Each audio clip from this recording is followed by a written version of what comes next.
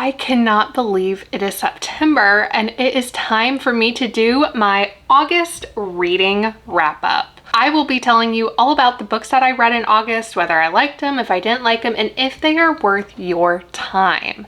So let's get into it. Hello book bestie, and welcome back to my channel if I'm a new face to you. My name is Lauren, aka Lauren Page Reads on Instagram and TikTok, and like I said at the top of this video, I am doing my August reading wrap up, and boy oh boy, I have not done one of these videos in a while, so I am sorry if I am rusty, but it's official, I am back.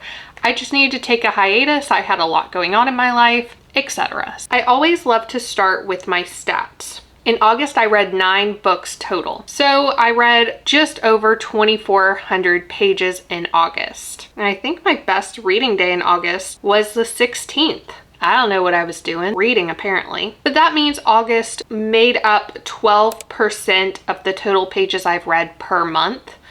I also tied in May with 12%. April was 15%. Holding pretty steady. But where does this put me? Because I want to read 120 books this year. I have read a total of 78 books in 2025, which puts me at 65% of the way through my goal as of right now. I need to boogie this month, okay? I need to boogie. Let's get into all of the books that I read, because I read some really good ones and I want to share them with you. The first book that I read in August was The Throne Seeker by Jamie June, and I got this e-arc from the Nerd Fam, so thank you so much for allowing me to be an early reader.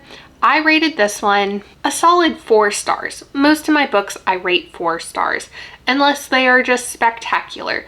3-star books, I'm like, I would have preferred not to have read it. Okay, that's how my ratings go. So 4 stars for this book. It was really long. It was like 800 pages on my Kindle.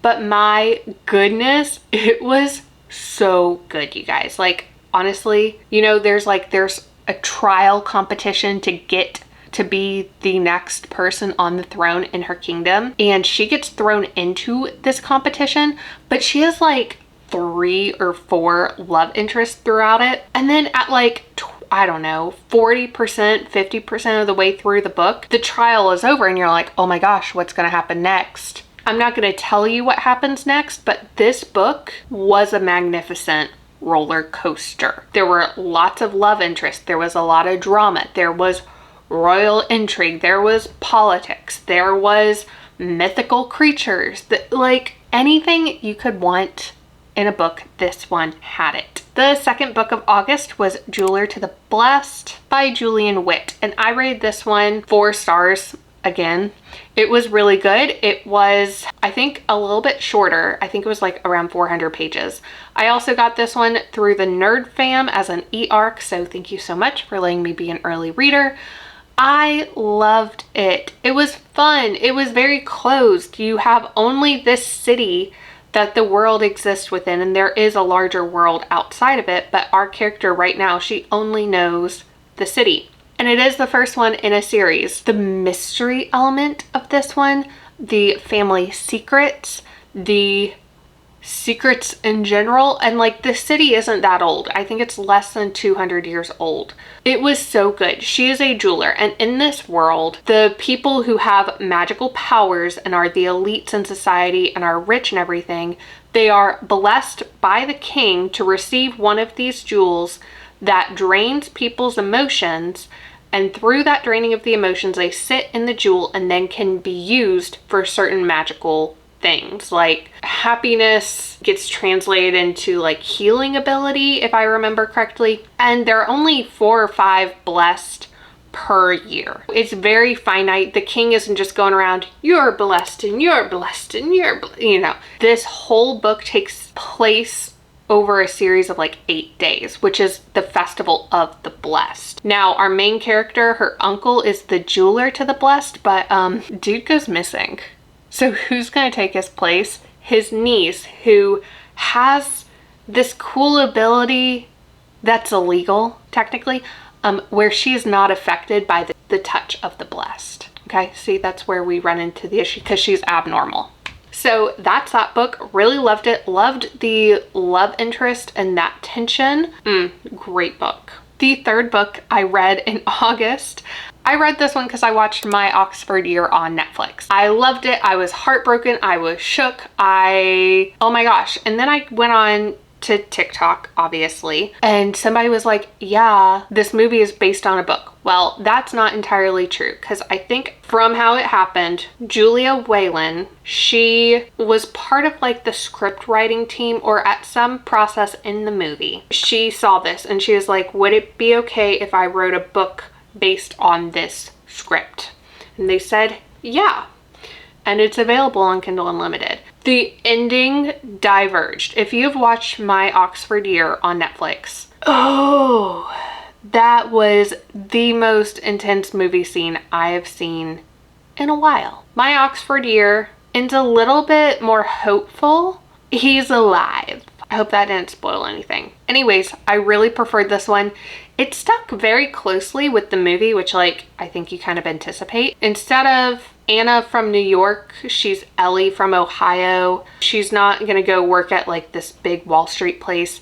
She's working on a political campaign, and she didn't just put it on pause. She's doing Oxford and the political campaign at the same time. I liked the depth to the story, and honestly, it was a fantastic read. I'm glad I experienced both of them. And I don't know how I didn't know about this book before. The next book I read in August was The Lake of Lost Girls by Catherine Green, and I listened to this one on Spotify.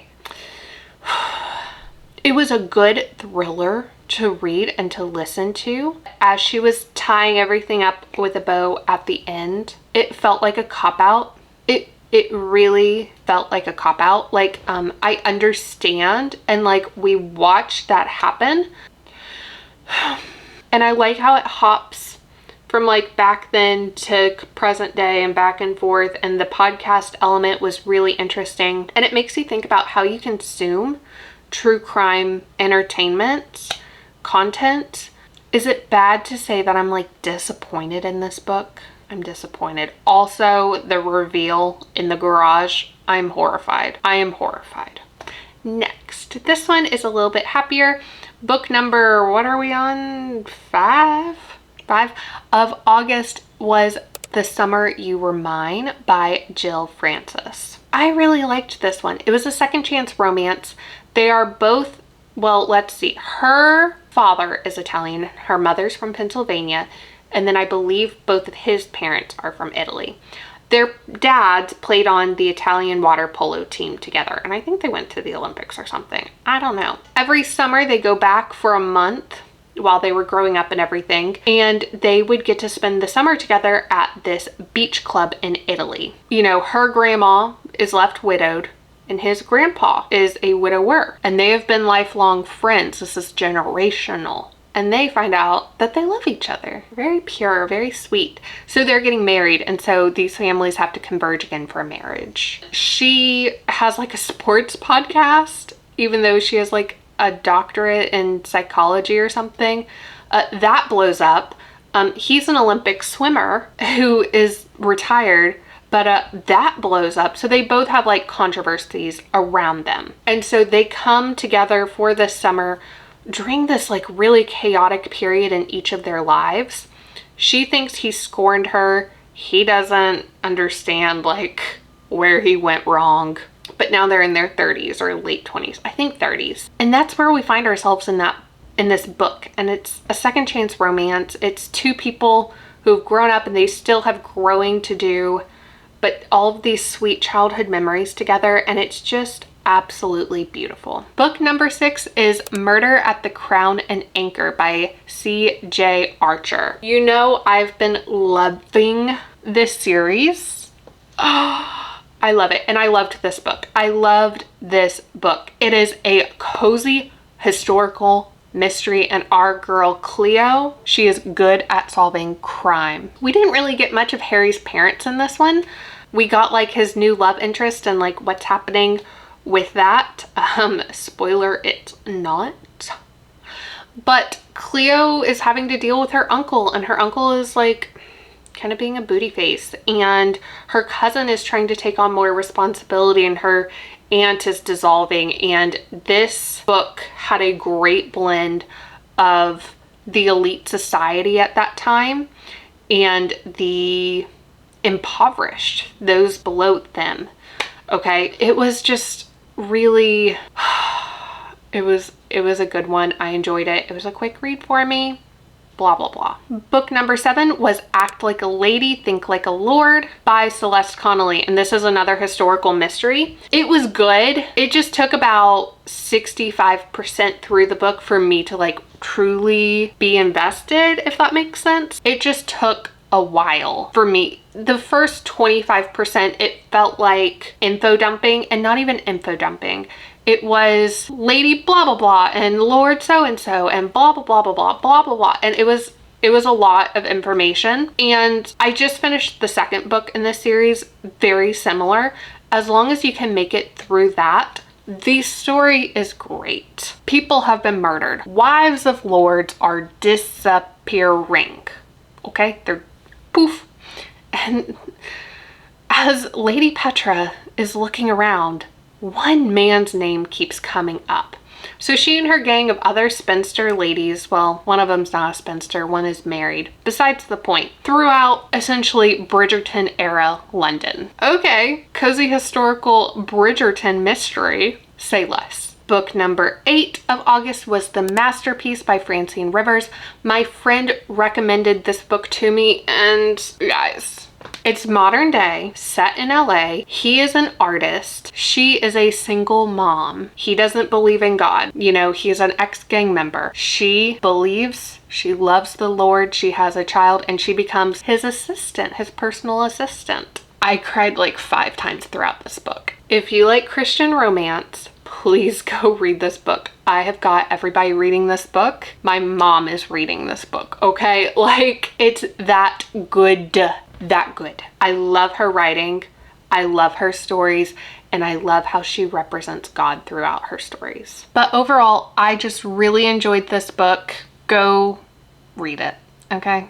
Enough said. And finally, book number 9 of August was Atmosphere by Taylor Jenkins Reid. I knew nothing about this book going into it. I listened to it on Spotify.